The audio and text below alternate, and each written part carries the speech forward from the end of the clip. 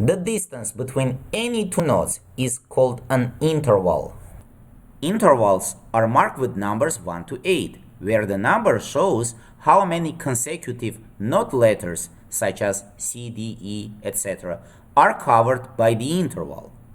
For example, a third means an interval of two notes that cover three note letters in the order of musical alphabet. Here we have an interval from F up to A.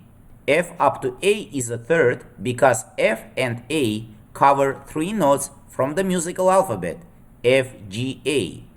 Let's take a look at the musical alphabet. Here it is. The bottom note is an F. Here we go. The upper note is an A. That's where it is in the musical alphabet. F, G, A make a third. Here we go.